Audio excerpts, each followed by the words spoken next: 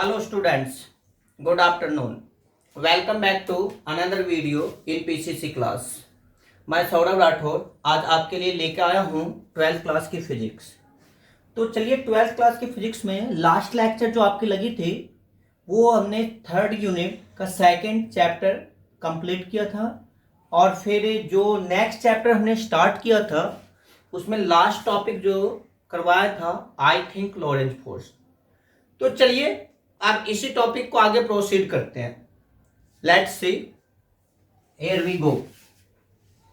देखिए next topic अपना force on a current carrying conductor placed in a magnetic field.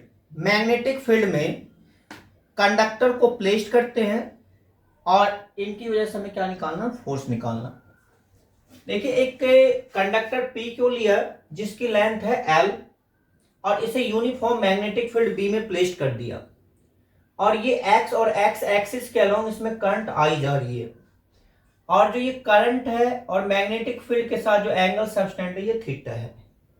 इसमें number of electrons n है और charge on electrons E है।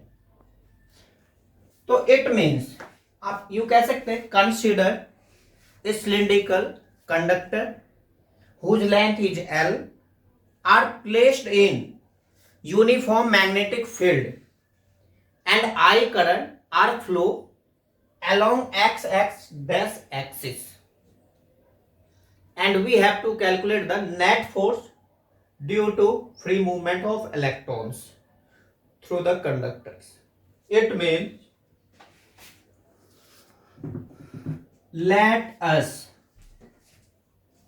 charge on electrons, electrons पे जो charge है वो है -e, है ना। फिर अब ये जो इलेक्ट्रॉन रैंडमली कंडक्टर में मूव करती है उसकी जो वेलोसिटी होगी वो ड्रिफ्ट वेलोसिटी, तो ये रैंडमली मूव करती है। आपने देखा होगा सेकंड यूनिट में आपको करवाया भी गया था ड्रिफ्ट वेलोसिटी। तो अब जो ये इलेक्ट्रॉन की रैंडमली मूवमेंट होगी उसे हम ड्रिफ्ट वेलोसिटी कहते हैं। तो it means drift velocity equal to है v d and number of electrons equal to n।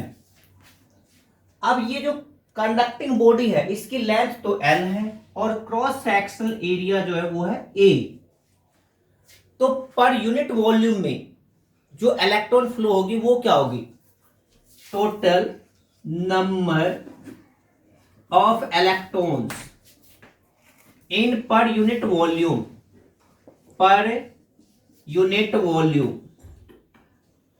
equal to n equal to n al। अब देखिए जो वॉल्यूम है वो क्या है, एरिया इंटू में लेंथ वॉल्यूम और नंबर ऑफ इलेक्ट्रॉन्स है तो टोटल हो गया n a l and force F equal to -e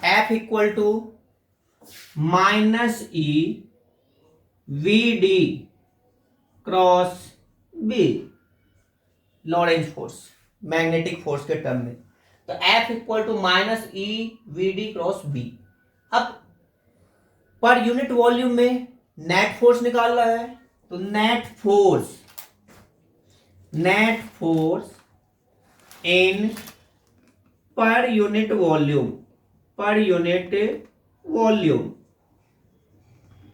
F equal to NF। Total ये है NF, N है NaL और F है -e vd क्रॉस b। तो देखिए ये जो कैपिटल F ये नेट फोर्स पर यूनिट वॉल्यूम में है तो ये है -NaLe vd क्रॉस b। चलिए चलते हैं अगेन। अकॉर्डिंग टू रिलेशन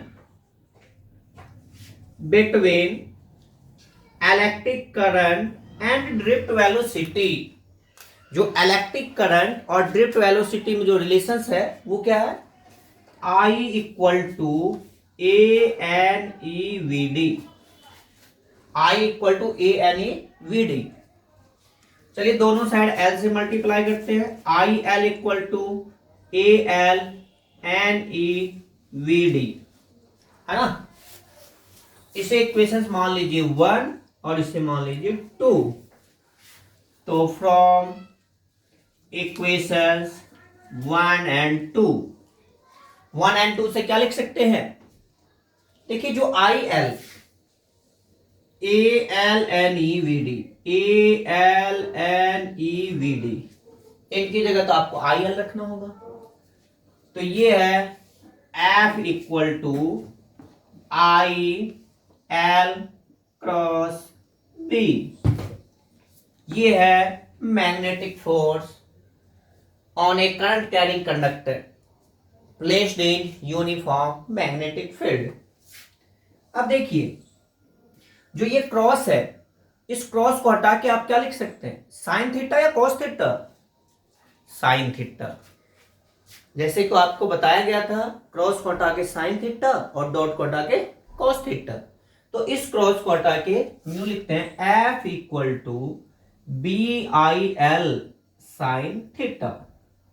तो ये फोर्स निकल गया। अब इसमें आप स्पेशल केस की स्टडी कर सकते हैं। स्पेशल केस में देखिए, special case first, case first में अब जो ये थीटा है ना, इनकी वैल्यू जैसे जैसे आप चेंज कीजिएगा ऐसे ऐसे फोर्स की वैल्यू चेंज होती जाएगी। If theta equal to 0 degree या 180 डिग्री, तो फोर्स क्या हो जाएगा, force equal to B I L sine 0 equal to 0, so force equal to 0। Second case में if theta equal to 90 degree, force equal to B I L sine 90, sine 91, तो F equal to B I L maximum और ये minimum. तो बच्चों जो force की special case की study करते हैं, तो एक तो मिनिमम और एक मैक्सिमम। मिनिमम में 0 है और मैक्सिमम में बी आई एल है। तो इस तरह से ये force on current carrying conductor placed in uniform magnetic field आप कैलकुलेट कर सकते हैं। तो स्टूडेंट्स अब जो है नेक्स्ट टॉपिक हम कंपेयर करते हैं इलेक्ट्रिकल और मैग्नेटिक फोर्स को। आपने क्या देखा इस यूनिट में जो है कभी इलेक्ट्रिक फोर्स कभी मैग्नेटिक फोर्स। अब देखते हैं दोनों में कंपेयर करके कि दोनों की रेशियो कितनी आती है, कितने टाइम्स कौन सा फोर्स ज्यादा स्ट्रॉन्गर होगा, कौन सा कम होगा। चलिए लेट्स सी। देखिए इलेक्ट्रिकल फोर्स के लिए मान लेते हैं जैसे दो चार्ज है, ए पॉइंट पे ए और बी पॉइंट पे, एक पे Q1 है और एक पे Q2 है और सेपरेट किया है r डिस्टेंस से। If the two charges Q1 and Q2 are placed at A and B point are separated by r distance, then electrical force are produced between them. तो electrical force E for electrical equal to Q1 Q2 upon में 4 pi epsilon not are की square. चलिए इसे equation हम 1 मानते हैं। ये तो इलेक्ट्रिकल फोर्स की बात है। अब मान लीजिए दो वायर है, पैरेलल वायर, जिसमें करंट जा रही है I1 और I2। इसमें स्मॉल एलिमेंट DL1 पे स्टडी करेंगे और इसमें DL2 पे, और R डिस्टेंस से सेपरेट किया है, तो दोनों के बीच में मैग्नेटिक फोर्स हो जाएगी। If the two parallel wire which carrying current I1 and I2 are separated by R distance, then magnetic forces are produced between them. And magnetic force Fm equal to mu naught I1 I2 dl1 dl2 upon में 4 pi R की square. है ना। चलिए अब देखिए जो IDL है, IDL को आप क्या लिख सकते हैं, यदि आई को हम चार्ज के फॉर्म में लिखते हैं तो चार्ज का फॉर्मूला क्या होता है बच्चों, Q equal to I T. So I equal to Q upon में टी, है ना। तो इट मीन्स आई को हम ऐसे लिखते हैं Q अपॉन में टी इनटू में डीएल, और जो ये डीएल अपॉन में टी है ये हो जाती है वेलोसिटी, तो क्यू वी, तो आई डीएल को आप क्यू वी भी लिख सकते हैं। तो similarly Q1 I1 DL1 equal to Q1 V1 and I2 DL2 equal to Q2 V2। इनको यहां पे पुटअप कीजिए। ये है FM equal to mu nought I1 DL1 की जगह Q1 V1 Q2 V2 upon में 4 पाई आर की स्क्वायर। चलिए मैग्नेटिक फोर्स निकल गया, इनको सेकंड मानते हैं। अब इक्वेशन 2 को डिवाइड कीजिए 1 से। इक्वेशन 2 डिवाइडेड बाय 1, तो एफ एम अपॉन में F E, F M equal to mu note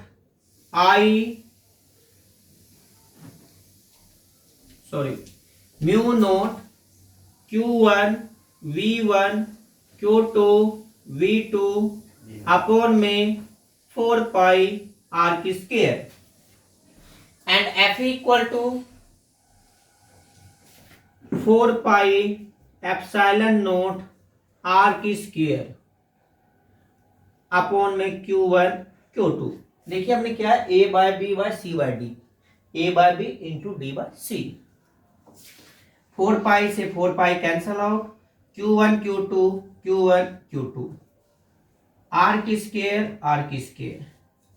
अब अपने पास क्या रह गया, एफ एम अपॉन में F E equal to mu note epsilon nought V1 V2। जो V1 और V2 है ये है drift velocity of electrons. Electron की ड्रिफ्ट वेलोसिटी फिक्स होती है, कितनी होती है, 10 to the power -4 metre per second. It means drift velocity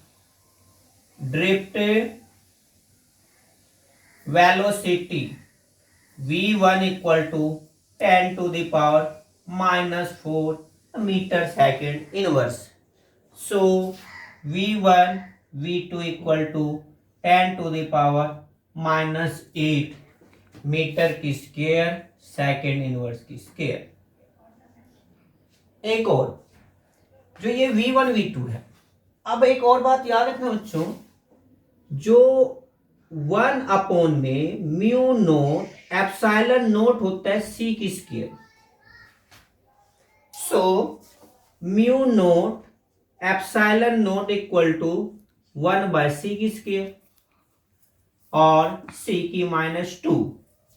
अब ये वैल्यू यहां पे पुटअप कीजिए, एफ एम अपॉन में F E equal to mu note epsilon nought की जगह C-2 और V1 V2, तो V1 V2 है ही। अब वैल्यू पुटअप कीजिए, velocity of light 3 into 10 to the power 8 की स्क्वायर, इनको अपॉन कर दीजिए 1 बाय सी स्क्वायर, और V1 V2 को हम लिख देते हैं 10 टू द पावर -8। अब 3 की स्क्वायर 9, इट मीन्स 1 अपॉन में 9 into 10 to the power 16, 10 to the power -8। अब देखिए जो 9 है ना बच्चों, इसको अप्रोक्सीमेटली रफली हम स्टडी कर रहे थे, अप्रोक्सीमेटली 10 मान लेते हैं। तो 10 टू द पावर 16 और 10 टू द पावर 17, ऊपर जाकर -17, तो 10 to the power minus 17 into 10 to the power minus 8, so F M upon में F E equal to 10 to the power minus 25। तो मैग्नेटिक और इलेक्ट्रिक फोर्स की जो रेशियो होगी वो 10 टू द पावर माइनस 25 है। ये क्वेश्चन कई एक बार 1 मार्क्स में पूछा गया है कि मैग्नेटिक और इलेक्ट्रिक फोर्स को जब हम कंपेयर करते हैं तो कितने टाइम्स में देखिए ये F M equal to 10 to the power minus 25 times of F E. तो इस तरह से इलेक्ट्रिक और मैग्नेटिक फोर्स की comparison 10 to the power minus 25। अब नेक्स्ट टॉपिक है बच्चों शंट। देखिए जो शंट है किसे कहते हैं शंट? ये एक इलेक्ट्रिकल डिवाइस है जिसे हम बोलते हैं very low resistance device. Very low resistance, very low resistance device. हम यूं कह सकते हैं ये बहुत ही लो रेजिस्टेंस की डिवाइस होती है जो हमेशा पैरेलली कनेक्ट की जाती है गैल्वेनोमीटर और एमीटर से।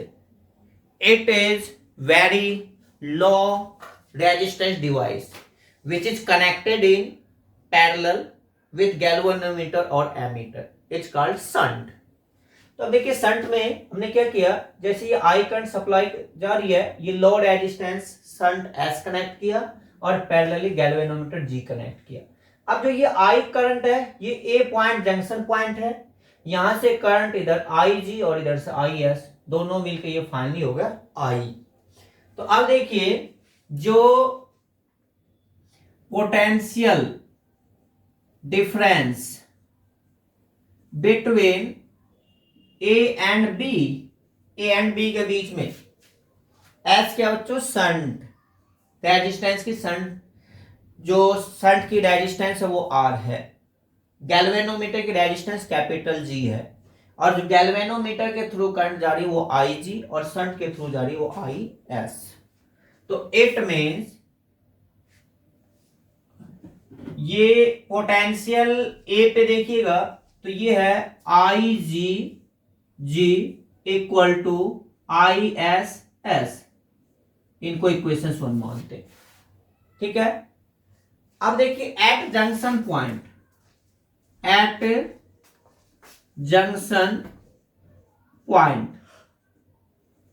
जंक्शन पॉइंट पे I equal to I G plus I S, I G plus I S, ये हो जाएगा। तो इनको ऐसे भी लिख सकते हैं I G equal to I minus I S, है ना। तो ये वैल्यू यदि आप यहां पे पुट अप करते हैं तो क्या होगा? पुट इन इक्वेशन फर्स्ट में पुट अप करते हैं तो I minus I S G equal to I S S. तो ये है I G minus I S G equal to I S S, है ना। तो S इक्वल टू ये I minus I S upon में आई एस जी, ये shunt का रेजिस्टेंस निकालने का ये फॉर्मूला हो जाएगा।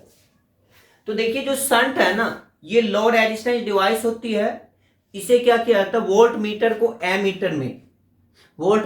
एमीटर में कन्वर्ट करने के लिए शंट यूज करते हैं। और एक है कि जो स्ट्रॉन्ग करंट होगी तो सर्किट को प्रोटेक्ट करने के लिए शंट का हम यूज करते हैं। तो बच्चों ये शंट है। तो चलिए बच्चों मिलते हैं नेक्स्ट वीडियो में। आज की क्लास यहीं समाप्त करते हैं। Thank you very much.